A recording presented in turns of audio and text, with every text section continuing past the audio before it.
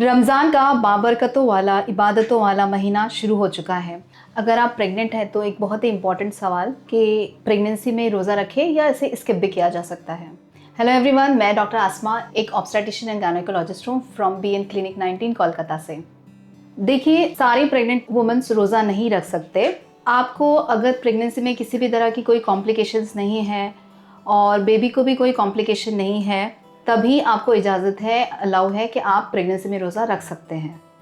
अब जानते हैं कि प्रेगनेंसी में किन कंडीशंस में रोज़ा नहीं रखना चाहिए। देखिए, अगर आपको प्रेगनेंसी में कोई अंडरलाइंग क्रॉनिक कंडीशंस है या फिर आपकी प्रेगनेंसी में कोई हाई रिस्क है, जैसे कि थायराइड की शिकायत है या आपको शुगर यानी कि डायबिटीज़ हो, आपको पीआईएच यानी कि आपको ब्लड प्रेशर प्रेगनेंसी में हाई हो, आपको खून की कमी हो, अनीमिया हो, और अगर आपको मल्टीपल प्रेगनेंसी यानी कि ट्विन प्रेगनेंसी हो, जुड़वा बच्चे हो, इसके अलावा अगर बेबी को कोई कॉम्प्लिकेशन हो जैसे कि आईयूजीआर यानी कि बेबी का ग्रोथ सही से ना हो रहा हो और बेबी के अतराफ में पानी की कमी हो यानी कि लाइकर कम हो, जिसे हम ओलिगोहाइड्रोमनियोस कहते हैं, इन कंडीशंस में खबरदार आप रोज़ा ना रखें। क्योंकि याद रखिए कि आप रोज़ा रख रहे हैं लेकिन आपके अंदर पलने वाला बेबी नहीं। अब सवाल ये उठता है कि अगर रोज़ा रखना हो तो क्या प्रिकॉशंस लें। देखिए, अगर आपके डॉक्टर अलाउ करते हैं तो चंद एक बातें हैं जिन्हें फॉलो करना ज़रूरी है।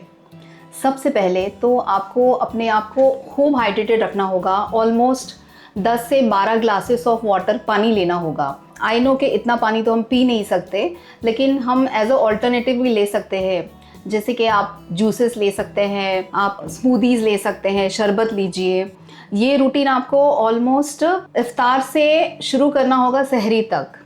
ये रूटीन आप फॉलो करिए।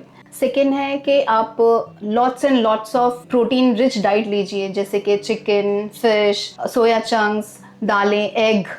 एक एक बाटी दाल आप पीते रहिए। इसके अलावा मेक श्योर कि आपको स्लो डाइजेस्टिव फूड लेना होगा। आप रोटी खाइए, पराठा लीजिए, चपाती लीजिए, ताकि ये through out the day slowly digest होता रहे। इफ्तार में आप याद रखिए कि बहुत ज़्यादा ऑयली पकोड़े ना लीजिए, इससे एसिडिटी और नौजिया वॉमिटिंग का टेंडेंसी बढ़ जाता है। आप इफ्तार में ओवर ईटिंग ना करिए और प्रेगनेंसी में आप प्रेफरेबली घर पे रेस्ट करिए, आउटिंग ना करिए, शॉपिंग ना करिए। जितना पॉसिबल है अपने आप को स्ट्रेस फ्री रखिए। आप घर पर रेस्ट करिए, आराम करिए रोज़े की हालत में।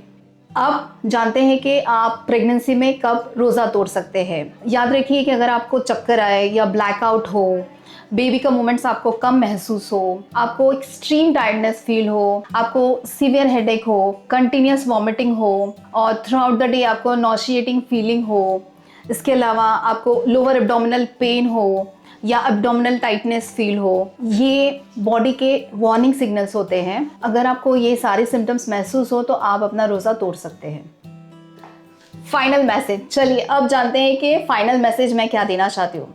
देखिए, हेल्दी प्रेगनेंसी सबसे बड़ी प्रायोरिटी है। अगर आप रोज़ा रख सकते हैं सेफली तो बहुत अच्छी बात है, और अगर नहीं रख पा रहे हैं तो वो भी बिल्कुल ठीक है।